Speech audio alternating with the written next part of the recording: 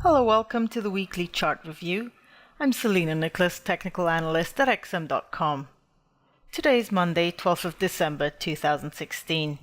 We'll look at some of the major currency pairs as well as gold and oil. We'll start with Euro USD on the daily chart. We can see that the pair is still in a bearish mode. It halted a 2-day decline today after falling on a dovish ECB last week. The pair touched a low of 1.0524 early today on Monday before bouncing to test the key 1.06 level, which will now act as a strong barrier to the upside.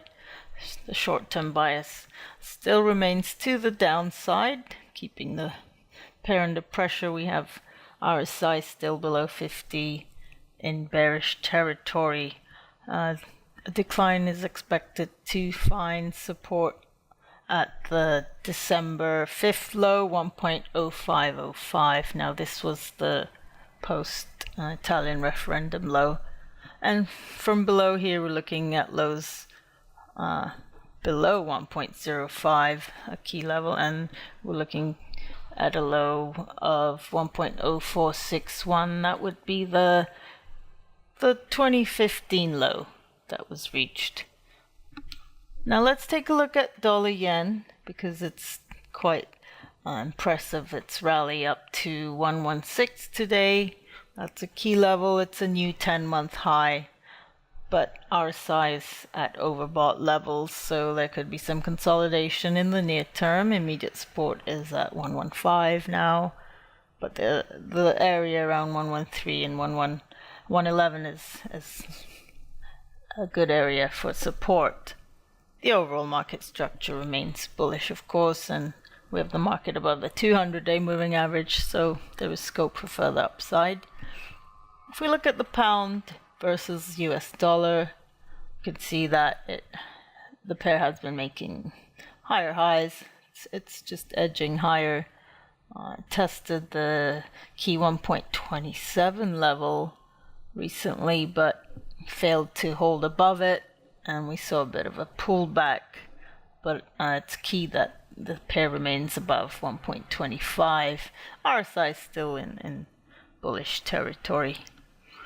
Let's take a look at the Australian dollar versus US dollar.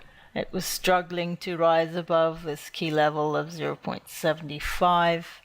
It's a key resistance. Also, it's near the 200-day moving average, so that was an important barrier to the upside. But now, support at 0.7440 has been tested a few times, so that's an important level.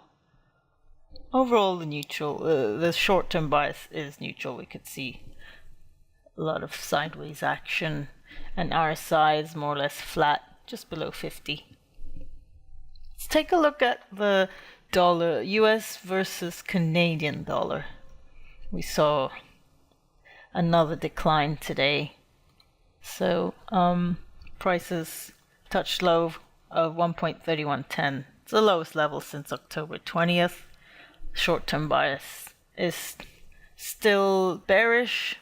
This is highlighted by the falling RSI and falling MACD. Prices are heading towards the 200-day moving average. That would act as a key support level. It's around 1.3074, and of course the 1.30 psychological level is very important to provide support to the upside. 1.3280 is key resistance. Let's take a look at gold. Here on the daily chart, we could see that gold short term it's bearish. We saw further declines towards the 1150 area, and there is scope for further decline towards the 1110 area. But the area around the 2015 low, that's the 1046 area. That would be an important support area, and we're expecting some basing here. So if this area is reached, we expect to bounce higher, but just looking at the overall market structure, it is bearish.